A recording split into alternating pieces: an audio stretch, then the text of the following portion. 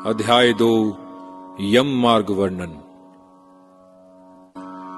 गरुड़ जी ने पूछा, हे भगवन, यमलोक का मार्ग कितना दुखदाई है। यहाँ जीव पाप करने से उसमें कैसे आ जाता है, वह सब मुझसे कहिए। श्री भगवान जी ने कहा, हे गरुड़, यमलोक का मार्ग अत्यंत दुखदाई है। उसे सुनकर मेरे भक्त होते हुए भी तुम कांप जाओगे। उस यमलोक में वृक्षों की छाया नहीं है जहां जीव विश्राम ले सकें, और ना तो वहां अन्न आदि हैं जिससे जीव के प्राण का निर्वाह हो सके, ना तो वहां कहीं जल दिखाई देता है जिसे अति प्यासा प्राणी पी सके। हे खग, उस लोक में 12 सूर्य ऐसे तपते हैं जैसे प्रलय के अंत में तपते हों। वहां तपन और हवा से जीव अत्यंत पीड़ित होता है। कहीं बड़े बड़े विषैले सांपों से कटाया जाता है, कहीं कांटों से बिंध जाता है, कहीं कहीं घोर सिंह, व्याघ्र और कुत्तों से कटाया जाता है, कहीं बिच्छुओं से कटाया जाता है और कहीं अग्नि से जलाया जाता है। इसके बाद एक असिपत्र वन है जिसका विस्तार 2000 योजन का है। वह वन कौवा, गीध, उलूक और शहद की मक्खियों से भरा है और वन के चारों ओर दावाग्नि लगी रहती है। जब डांस और मक्खियों के काटने के तथा अग्नि की गर्मी से वह जीव वृक्ष के नीचे जाता है, जब तलवार के समान तीखे उन वृक्षों के पत्तों से उसका शरीर छिन्न भिन्न हो जाता है, कहीं अंधेरे कुएं में गिराया जाता है, कहीं पर्वत से नीचे गिराया जाता है, कहीं छुरों की धार के समान तीक्ष्ण मार्ग से चलाया जाता है और कहीं कहीं कीलों के ऊपर से चलाया जाता है, कहीं अंधकार युक्त गुफाओं में, कहीं जल में, कहीं जोंक से भरे कीचड़ में गिराया जाता है और जोंकों से कटाया जाता है, कहीं जलती हुई कीच में गिराया जाता है, कहीं जलते हुए बालू में चलाया जाता है, कहीं तांबे के समान जलती हुई पृथ्वी पर और कहीं अंगार समूह में झोंका जाता है, कहीं धुएं से व्याप्त मार्ग में चलाया जाता है, कहीं पर आग की वर्षा, कहीं पर पत्थर के टुकड़ों की वर्षा और कहीं रक्त की वर्षा और कहीं गर्म जल की वर्षा होती है, कहीं पर खारे कीचड़ की वर्षा होती है, कहीं पर बड़ी घोर गुफाएं हैं, कहीं कंदरा में घुसाया जाता है जिसमें बहुत ही गहरा अंधकार है और कहीं दुख से चढ़ने योग्य शिलाएं हैं, कहीं पीव तथा रक्त से भरे, कहीं विष्ठा से भरे कुंड हैं जिनमें रहना भी पड़ता है। मध्य मार्ग में एक वैतरणी नाम की घोर नदी है जो देखने मात्र से भय को देने वाली है, जिसकी वार्ता सुनने से रोमांच हो जाता है। वह नदी और जिसका किनारा हड्डियों से बना हुआ है, जिसमें रक्त, मांस और पीव के कीचड़ भरे हैं, जो बड़ी गहरी है तथा बड़े दुख से पार होने योग्य है, जिसमें केश ही सेवार हैं और जो बड़े बड़े घड़ियालों से पूर्ण है, जिसमें मांस खाने वाले सैकड़ों प्रकार के पक्षियों का निवास स्थान है। हे गरुड़, जैसे आग की ज्वाला से तृप्त हो कड़ाह में घी खौलता है, उसी प्रकार पापी को आया देखकर उस नदी का जल भी खौलता है और वह चारों ओर सुई के समान मुख वाले कीड़ों से युक्त है।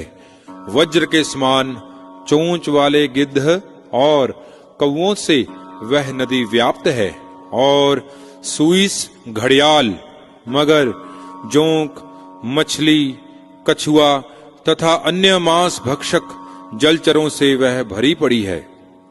उस नदी में छोड़ा गया पापी जीव अत्यंत रोता है, हे भाई, हे पुत्र, हे पिता आदि शब्द बारंबार पुकारता है।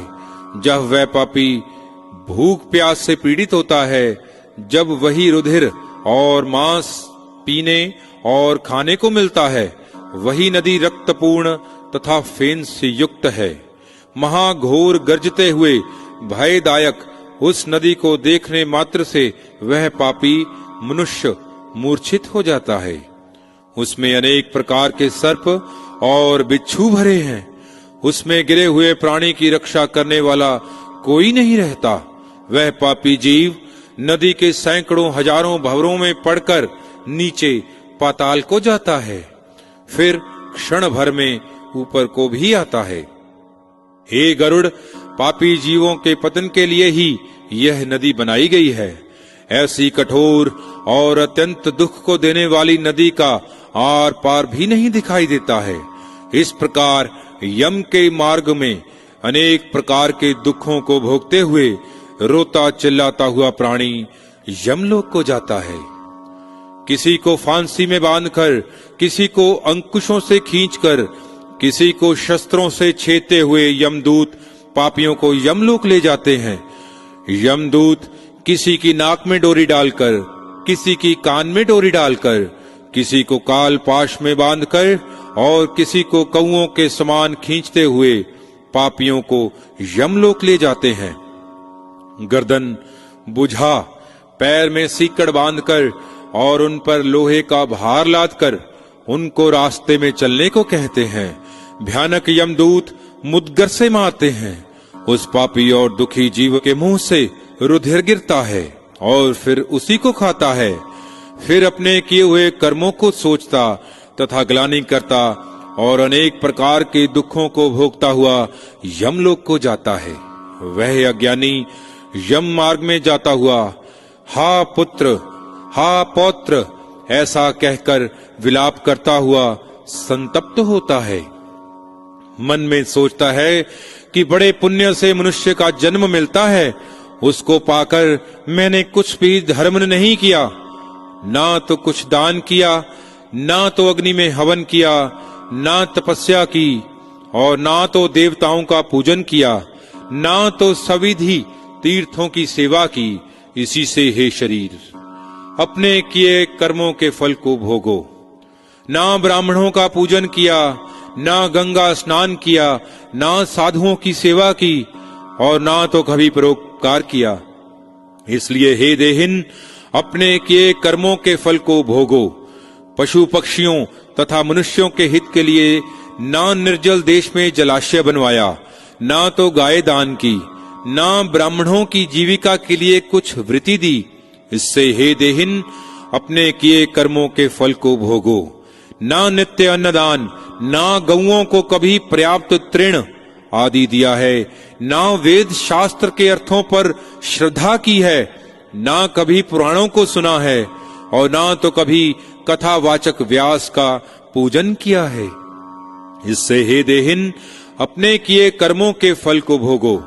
मैंने अपने स्वामी की आज्ञा का ना कभी पालन किया, ना अपना पतिव्रत धर्म पालन किया, ना कभी बड़ों का आदर सत्कार तथा सेवा की। इसलिए हे शरीरी, अपने किए कर्मों को भोगो। पति की सेवा करना ही स्त्रियों का परम धर्म है। यह जानते हुए भी जिस स्त्री ने पति की सेवा नहीं की, पति के मरने पर दुखी भी नहीं हुई, विधवा होने पर तपस्या नहीं की, इससे देहिन अपने किए कर्मों को भोगो। अपने पूर्व कर्मों के द्वारा अत्यंत दुखदायी नारी शरीर पाया। उससे ना तो मासोपवास, ना तो चंद्रायण व्रत किया और ना नियमों के द्वारा उस शरीर को क्लेशित किया। इस प्रकार स्त्री पुरुष जीव अनेक विलाप करता हुआ और अपने पूर्व देह को स्मरण करता हुआ कहता है कि हमारा मानव शरीर कहाँ चला गया। ऐसा कहता हुआ वह जीव यम मार्ग में जाता है। 17 दिन तक वह प्रेत रूपी जीव वायु के समान चलता है। हे गरुड़, 18वें दिन वह प्रेत सौम्यपुर नामक नगर में पहुंचता है। उस सौम्यपुर नगर में महान प्रेतों के गण रहते हैं। पुष्प भद्रा नाम की नदी है और वहीं अत्यंत सुखकारी और सुंदर एक वट वृक्ष है। यमदूतों के साथ जीव वहां पर विश्राम करता है और स्त्री पुरुष आदि के सुख को स्मरण करके दुखित होता है। धन, नौकर, मित्र, स्त्री आदि की चिंता करता है। तब वहां के यमदूत कहते हैं कि धन, स्त्री, पुत्र, भृत्य, यह सब सुख भोगने वाले कहाँ हैं? हे मूर्खो, अपने किए कर्मों के फल को भोगते हुए अधिक काल के मार्ग पर चलो। हे परलोक यात्री, तू यम के पराक्रम को नहीं जानता है। तुम्हारे ऐसे प्राणियों के साथ चलने वाले हम यमदूतों के बल को तू नहीं जानता। तूने कभी ऐसा प्रयत्न ही नहीं किया जिसमें यम यातना ना हो। अब तो तुझे निश्चय करके यमलोक को चलना ही होगा। इसमें अब मोल भाव नहीं हो सकता। यमलोक को तो बालक भी जानते हैं। क्या तूने यम यातना नहीं सुनी थी? क्या ब्राह्मणों के मुख से कभी पुराण भी नहीं सुना? यमदूत ऐसे कहकर मुद्गरों से मारते हैं। तब वह मूर्छित होकर गिरता, फिर उठता, दौड़ता और यमदूतों के फंदे से बलपूर्वक घसीटा जाता है। घर में से 13वें दिन वह जीव चलता है। 18वें दिन सौम्यपुर नगर में पहुंचता है। वहां पहुंचकर स्नेह अथवा श्रद्धा पूर्वक पुत्र पौत्रों द्वारा दिए मासिक श्राद्ध का भोजन करता है और फिर सौरीपुर को गमन करता है। सौरीपुर में यम के स्वरूप को धारण करने वाला जंगम नाम का राजा है। उसको देखकर भयभीत हो जाता है और वहीं विश्राम करता है। उस नगर में पहुंचकर त्रिपाक्षिक श्राद्ध में दिए हुए अन्न जल का भोजन करता है और उस नगर को पार करता है। इसके बाद वह प्रेत शीघ्रता से नगेंद्र भवन में पहुंचता है। वहां अत्यंत भयानक वन है। उसको देख दुखी होता, रोता और चिल्लाता है। निर्दय यमदूत उसको बारंबार खींचते और घसीटते ले जाते हैं। उस वन को वह प्रेत 2 मास में पार करता है। वहीं घर वालों द्वारा द्विमासिक श्राद्ध में दिए अन्न, जल, वस्त्र आदि को खा पहनकर फिर उन्हीं यमदूतों के साथ आगे को चलता है। 3रे महीने में वह प्रेत गंधर्व पत्तनपुर पहुंचकर परिवार वालों के दिए पिंड का भोजन करके आगे को चलता है। 4थे महीने में शैलपुर नामक नगर में पहुंचता है। वहां पत्थरों की वर्षा से अत्यंत पीड़ित होता है। वहां 4थे महीने में दिए पिंड को खाकर कुछ सुखी होता है। फिर वह जीव 5वें महीने में क्रौंचपुर में पहुंचता है।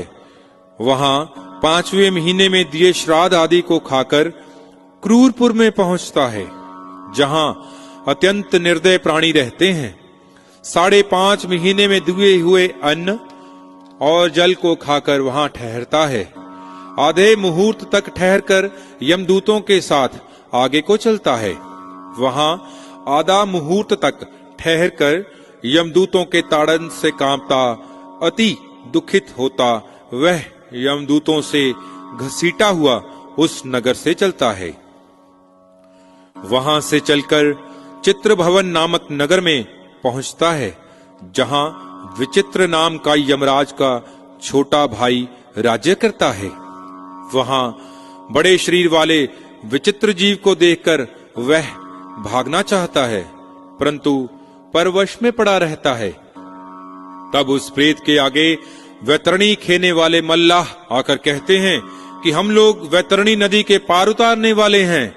यह नौका है, यदि तुम्हारा पुण्य हो तो आकर इस नौका पर बैठ जाओ। ज्ञान को देखने वाले मुनीश्वर ने दान का विवरण कहा है। उस दान से जिसमें तारा, पार हो जाए उसको वैतरणी कहते हैं।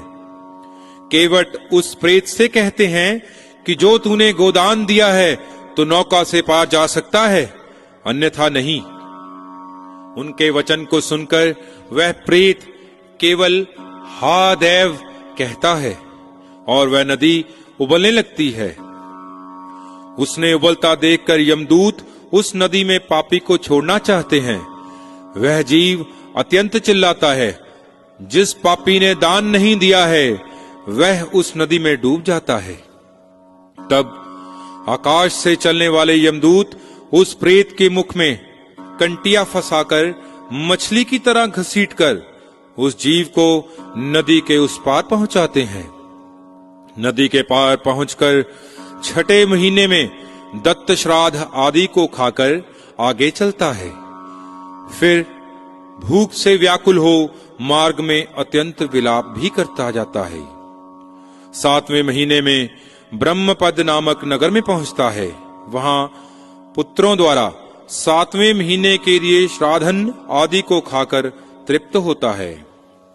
हे पक्षियों के राजा गरुड़ जी, जीव उस नगर को पार कर दुखदपुर में पहुंचता है। वहां आकाश मार्ग से चलता हुआ अनेकों प्रकार के दुखों को भोगता है। वहीं पर 8वें महीने के श्राद्ध में दिए हुए अन्न जल आदि को भोजन करके आगे चलता है। 9वां महीना संपूर्ण होते ही नाना क्रंदपुर को जाता है। वहां नाना क्रंदगणों को देखकर अत्यंत दुख से व्याकुल होता हुआ चिल्लाता है। फिर यमदूत के धमकाने से बड़े कष्ट से चलता हुआ 10वें महीने में सप्त भवनपुर में पहुंचता है। वहां 10वें मास के दिए पिंड और जल को खाकर भी तृप्त नहीं होता। फिर वहां से चलकर 11 महीने में रौद्र नगर में पहुंचता है। वहां 11वें मास के दिए श्राद्ध जल आदि को खाकर 11.5वें मास के पूरा होते पयोवर्षण नगर में पहुंचता है। वहां प्रेतों को दुख देने वाले मेघ बरसते हैं। वहीं पर न्यूनाधिक मास के दिए हुए श्राद्धन आदि को दुख पूर्वक खाता है। वर्ष पूरा होते होते वह प्राणी शीताढ्य नगर में पहुंचता है। वहां हिमालय से भी 100 गुना अधिक शीत पड़ता है। शीत और भूख से पीड़ित वह जीव 10 दिशाओं में देखता है कि क्या यहाँ कोई मेरा बंधु है जो हमारे इस दुख को मिटावे।